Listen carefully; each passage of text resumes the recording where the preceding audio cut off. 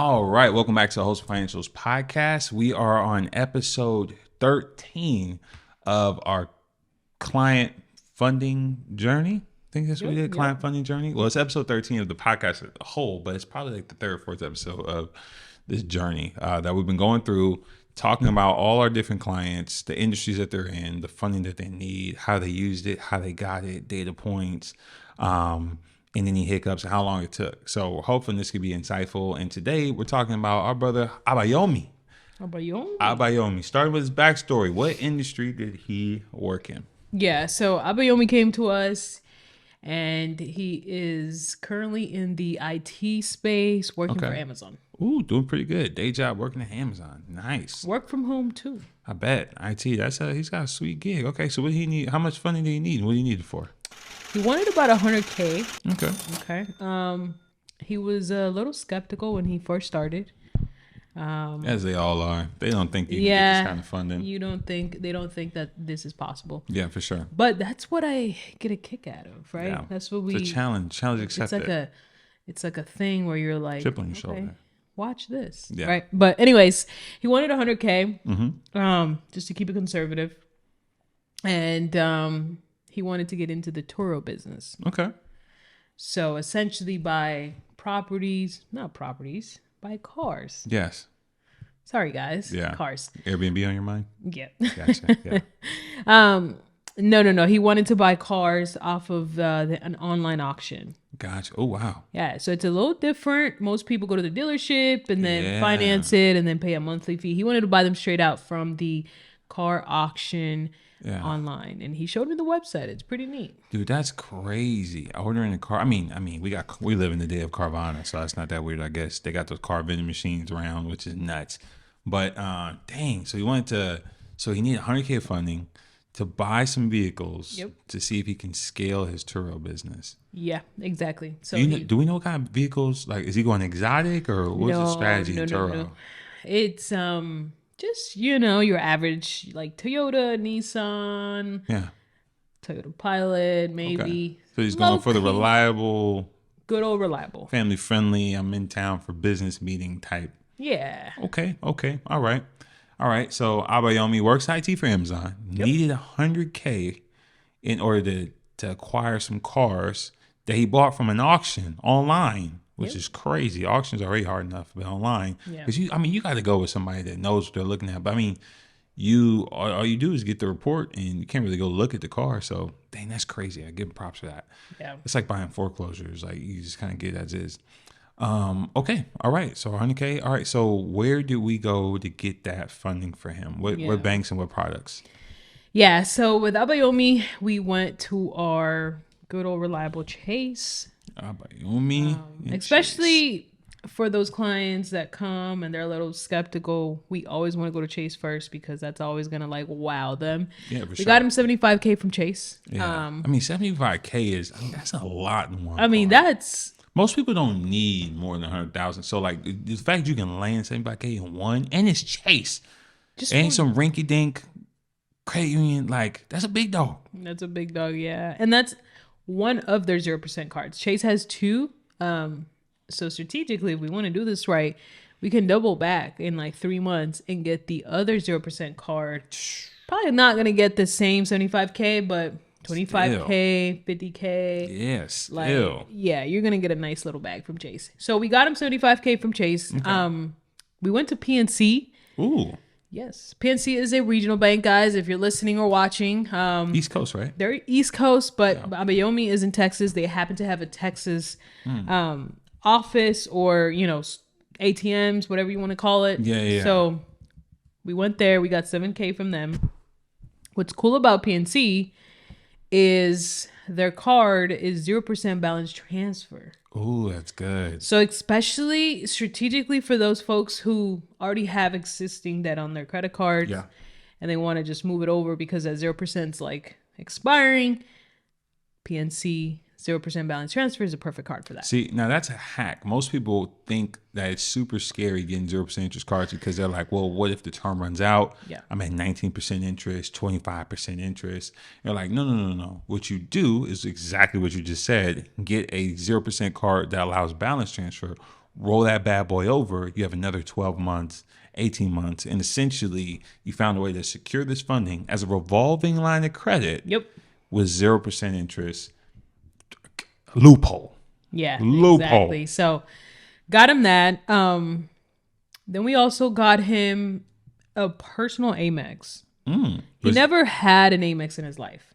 Oh, wow. So I already know that if we go straight to getting him a business card on the Amex side, they're going to give him low limits. Yeah, for sure. Because you've never had a relationship with Amex. Amex is all about relationships. So if you've had an Amex for a long time on your personal, then yes, I would suggest going straight to the business. Yeah. But with him, we had to strategically do it and apply for a personal first, use it for a couple months, pay it down, use it, pay it down, show you good usage. Yes. And then we applied for the Amex Gold. Okay. He didn't necessarily need or want just 0%. Yeah. So the Gold worked great. They gave him a $25,000 spending limit on it. And then we doubled back same day and got the 0% for $3,000. Now, nice. Amex is known to give out $3,000 if you don't have that relationship with them for a long time. Yeah. Right? The goal is to get people funded right away. So we're not in the game to wait 2-3 years. Yes. But we shot our shot. We got $3,000. And that's it. Man, that's awesome. So he's had the most diverse. Well, no, we've had a couple others that kind of went all over. Chase, Amex, PNC. No, that's fantastic, and it makes a lot of sense. You mentioned something earlier about building a personal relationship, but you also talked about you need to get a personal card and show good usage. Yeah, and you talk about that for a second. For some people that maybe they have no idea what credit card companies are looking for when it comes to what constitutes as good credit card usage. What are best practices? Yeah. So essentially, guys, you want to use your credit cards. Yes. They want to see that you use the money, but they just don't want you to use all the money at one time, right? You can use all the money. Here's a tip. All right. So I want everybody to get pen and paper, write this down. I got it. Let's go. You can technically max out your credit cards every month. Okay. But here's the rule.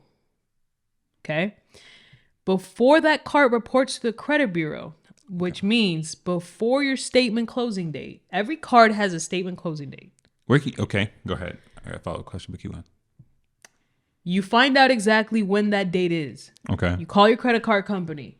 It's always on your credit card statement. But if you can't read it, it's confusing. I get it. Call them. Just say, hey, when is my closing statement date? They're going to say, oh, it's the 13th of every month. Yeah. Okay.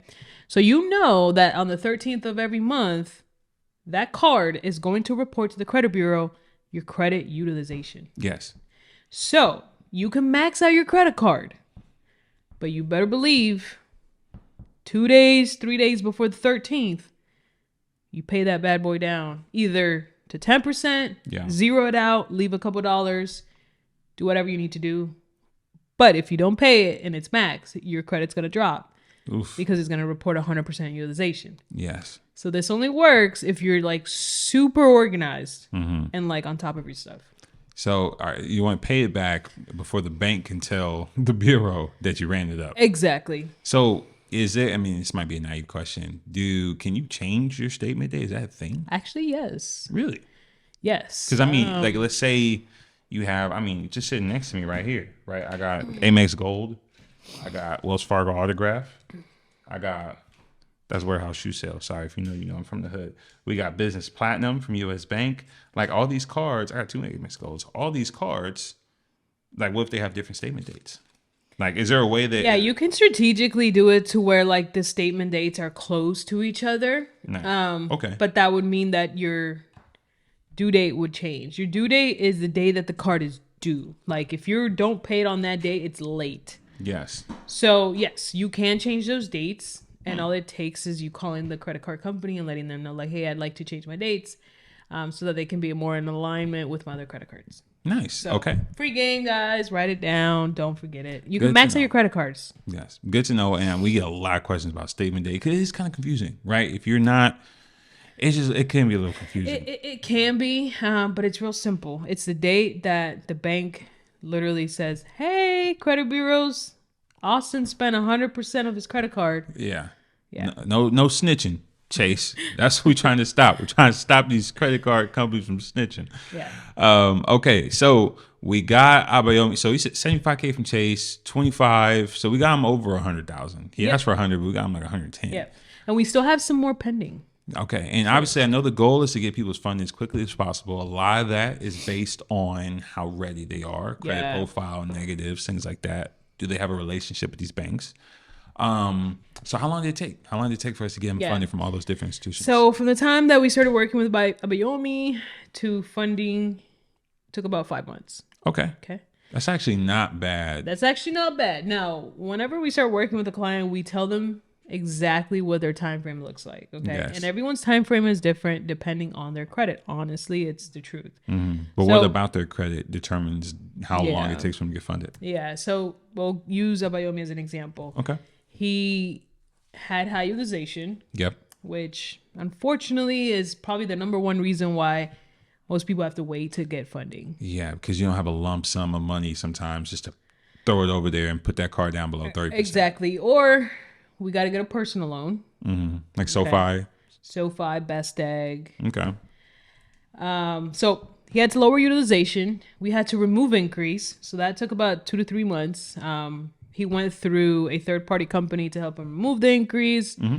We had to open up bank accounts, especially with Chase, PNC. We had to apply for an Amex personal so that we could build that relationship and then apply for the business side. Sure. And it takes a while to show that credit card usage we were talking about earlier. So it took a while for him to get to that point of being able to lower his utilization, inquiries are off, open bank accounts, and he needed some trade lines. All right. So his age on the credit was a little too young. Guys, anything below 2 years is young. Okay. Yeah. So if your credit age is below 2 years, you want to add authorized user trade lines, no more than 2. So what we did was we added him to our personal trade lines. Yeah. No additional cost. This is how we roll. Yeah. So once you're in with us, you're in with us for how we do it. Exactly. So we added him to the trade lines. They posted. So all these things had to line up before we could pull the trigger. Nice. That makes sense. And that does take time. And you want to be well positioned, right? Because you don't have you only get one shot at great first impression. And that's honestly what we're doing. We're mentoring people. Like we're cleaning them up. We're taking you out suit shopping. We're setting up the date. We're making sure when you walk in with Chase and you meet with that relationship manager, it's fireworks. Sparks are flying. Next thing you know, you walk out, you got the bag secured. They're happy. You're happy.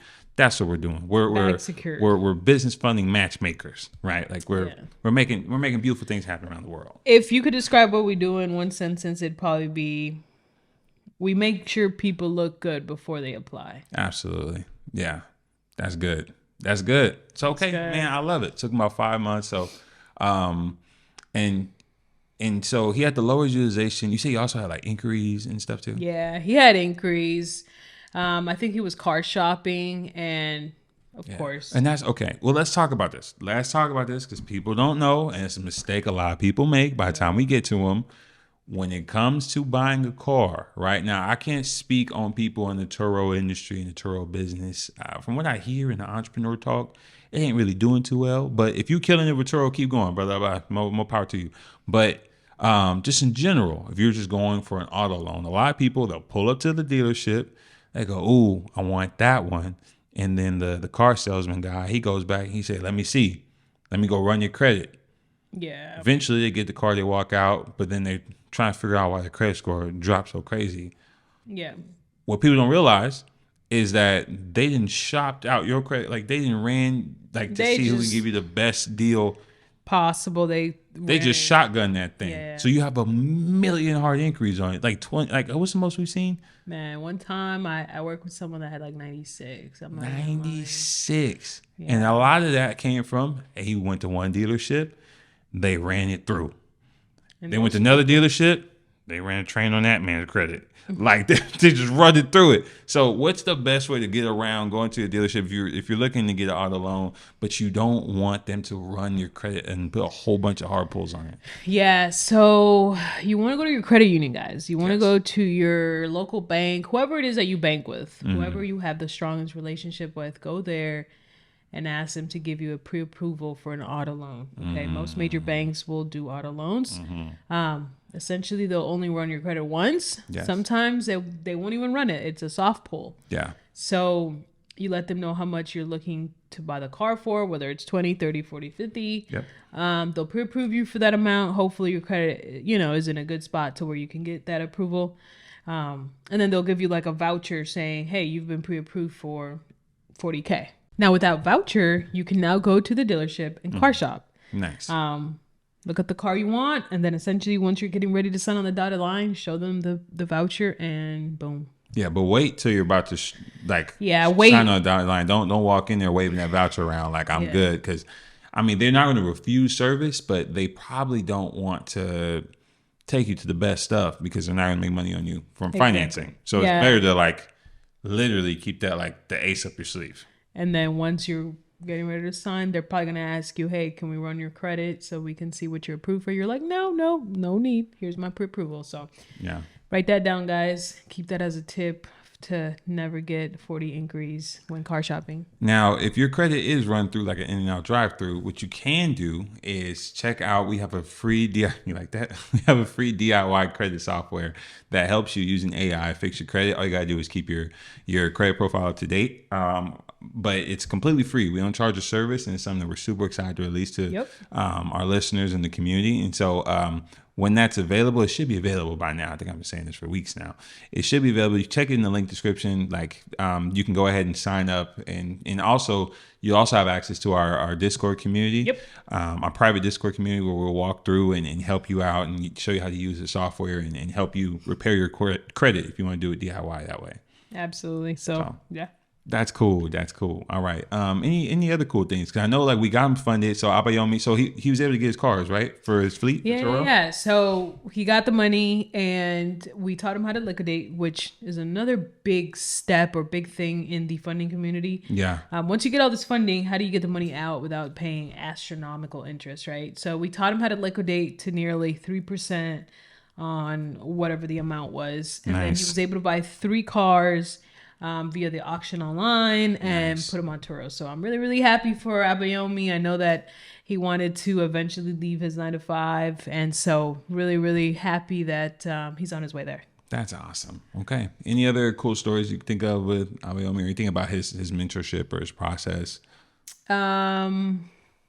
He became a believer.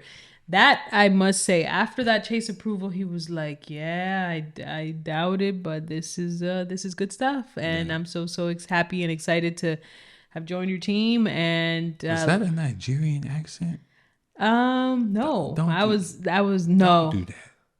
That was not. No, that was not Nigerian at all. Like that was again my Spanish accent trying to come out, guys. Caught on camera, y'all. Look at that. No, I'm just kidding. No, Abayomi, he's a good friend. And we love being a part of his community. So he'd probably laugh just watching this either way. It's all love, man. And we're excited that you're part of the community. And if you are in the Turo business, or if you're looking for a way to secure some funding so that you can secure some assets so you can grow and scale your business as an entrepreneur or business owner, connect with us, reach out. We would love to help you if we can. Like I said, we're going to make sure that your credit profile is solid, but maybe your business is cash flowing. Maybe it's doing great. You just need some extra funds, and the traditional lenders are giving you a little extra more hoops that you need to jump through. Yeah. We are experts in creative finance, and we love to help you with anything, whether it be small business loans, term loans, business lines of credit, connect you with our partners. We're with some great people, Rock Financial, a couple others. And so we'll leave our contact information below. You can go to Wholesome.com, get more information on that stuff. But other than that, we're excited to continue this series and highlight more people that we've worked with in the different industries that they worked in, and just give you all the data points, just show you everything from behind the curtain. And so that right there is it's my favorite thing. So before we get out of here, just some fun questions. I'll start. Yeah. So not fun questions, just a couple. The episode's pretty much over if you came just for the fun stuff. Let's see. If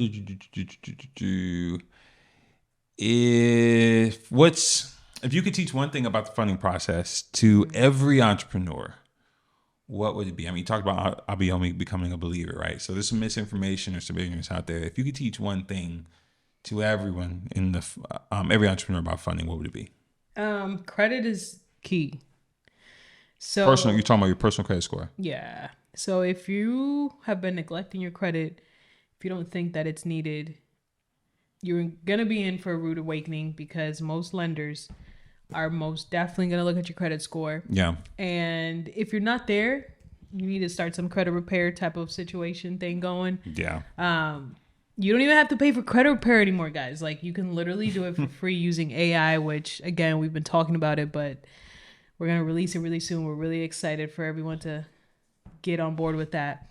But yes, credit is king. Unless your business is cash flowing like crazy. I'm talking about $1 million business. You have taxes to prove it. You have banks. The whole 9 yard. Then fine, you can throw credit out the window. Your business is making money, but if it's not, your credit's gonna have to go up, guys. I like it. Just leveraging other people's money in general is a hack. I like that. All right, what you got for me? Let's see. What's the most exciting innovation that you've seen in the funding space? Oh, the most exciting Or innovation. Credit. We'll open it up even wider, credit or funding. It's got to be AI, credit repair. Things are not perfect, guys, but like the thing I keep seeing is like this is the worst AI will ever be, which is nuts. Like I don't know if y'all remember, there was like a video of Will Smith like trying to eat a sandwich like AI, and it was all weird and morphed. That was a year ago. Now we got full AI bots. So anyway, in the credit repair space, like, you know, we have a DIY software that we're able to provide for people for free. Yeah. All thanks to AI. So like, you know, AI right now, until it takes over, it's here to help us. It's a great tool. And so I'm like, use it, leverage it, make your money, like put yourself in a better position. But it's that to me is the coolest innovation that I've seen just regarding credit and repairing credit and things like that. So I'm interested to see how that plays out and what the future looks like with that. Absolutely. AI is crazy, but we cannot let them take over though. No, I can't. Well, in the words of Terminator, we'll be back next episode tuning in with you guys. We appreciate you guys hanging out. See you in the next one. See you guys.